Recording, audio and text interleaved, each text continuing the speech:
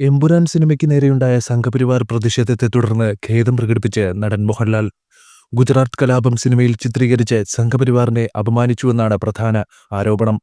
ഒരു നടനെന്ന നിലയിൽ തന്റെ ഒരു സിനിമയും ഒരു പ്രത്യേക മതവിഭാഗത്തിനോടോ പ്രസ്ഥാനത്തിനോടോ വിദ്വേഷം പുലർത്തുന്നില്ലെന്ന് ഉറപ്പുവരുത്തേണ്ടതുണ്ട്.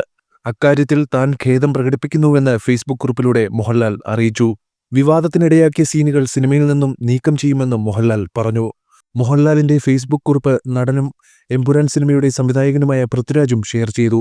മോഹൻലാലിന്റെ ഫേസ്ബുക്ക് കുറിപ്പ് ഇങ്ങനെ: ലൂസിഫർ ഫ്രാഞ്ചൈസിന്റെ രണ്ടാം ഭാഗമായ എമ്പുരാൻ സിനിമയുടെ ആവിഷ്കാരത്തിൽ കടന്നുവന്നിട്ടുള്ള ചില രാഷ്ട്രീയ സാമൂഹിക പ്രമേയങ്ങൾ എന്നെ സ്നേഹിക്കുന്നവരിൽ കുറേ പേർക്ക് വലിയ മനോവിഷമം ഉണ്ടാക്കിയതായി ഞാൻ അറിഞ്ഞു.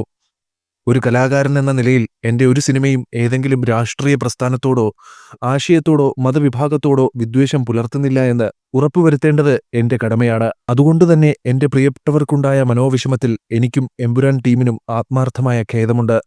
ഒപ്പം അതിന്റെ ഉത്തരവാദിത്വം സിനിമയ്ക്ക് പിന്നിൽ പ്രവർത്തിച്ച ഞങ്ങൾ എല്ലാവരുടേതുമാണ് എന്ന തിരിച്ചറിവോടെ അത്തരം വിഷയങ്ങളെ നിർബന്ധമായും സിനിമയിൽ നിന്ന് നീക്കം ചെയ്യാൻ ഞങ്ങൾ ഒരുമിച്ച് തീരുമാനിച്ചു കഴിഞ്ഞു.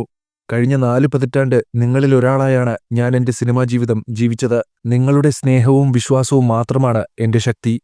അതിൽ കവിഞ്ഞൊരു മോഹൻലാൽ ഇല്ല എന്ന് ഞാൻ വിശ്വസിക്കുന്നു. സ്നേഹപൂർവ്വം, മോഹൻലാൽ.